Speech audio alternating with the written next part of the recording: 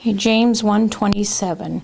Pure religion and undefiled before God and the Father is this, to visit the fatherless and widows in their affliction and to keep oneself unspotted. We had made it here into North Platte and basically had ran out of money and didn't have anywhere to go or anything to do, and we were looking between jobs, and we'd actually never been through anything like this before. So I actually called your number and got a recording, and I listened to it, and it gave me your number, and I called you.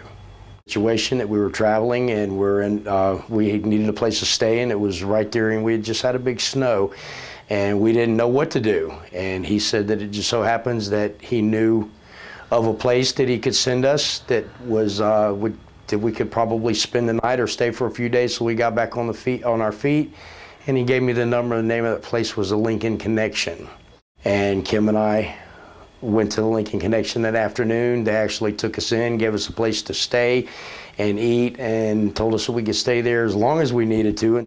My impressions of the Lincoln Connection, well, when I first going in there, I have to admit I was scared, but going in and meeting all the people, they're really good-hearted, you know, people that work there, place to stay and stuff. A lot of them are just down on their lucks like myself and Tony, you know, and just needed a hand up.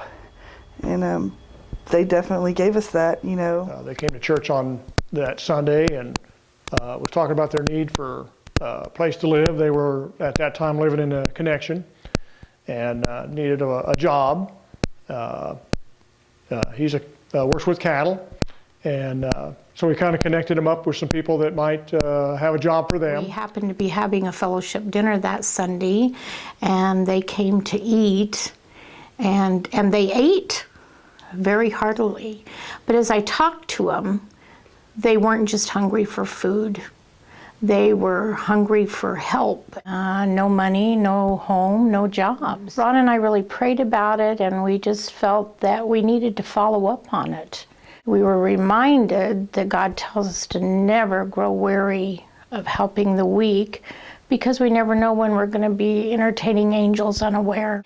And this is why I feel the Benevolence Fund is so important as a mission in our church. The first night that we stayed there, they didn't actually have room for me. They had room for Tony, but they made room because they put a mat on the floor for me. There was a lot of people that were sick there with, I guess, the H1N1, and I wound up getting it along with pneumonia. And we wound up, after the first night, staying in the truck 2 nights just because of, well, when I found out that they were staying at the Lincoln Connection and that she had pneumonia, I went over to visit with Tony. And when I went in and I was waiting for Tony to come to see me, I just happened to notice over at the computer area at the Lincoln Connection, there was a couple of kids over there, and they were coughing and they were sick. And Tony came out and told me that Kim was out in the pickup, sleeping out there because all the ladies and the kids that she would be staying with at the connection, they were sick.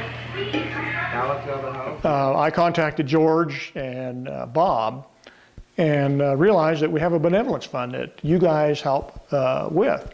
And through the benevolence fund that you guys help with, we were able to get them 5 nights of lodging. The congregation, you folks, contribute to.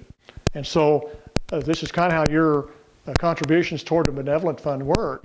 Then the telephone calls started coming and job applications from people from the church that talked to people that they knew, and I wound up getting a really good job out of it. And the company I'm working for is actually going to supply my housing. They're just in between houses right now and trying to find us one, and the church is actually, out of the gracious of their heart, put us up in a house that they have right next door to the With Tony going to work during the day, I haven't had a whole lot to do, so I went down to the Connection a couple days last week to just help cook.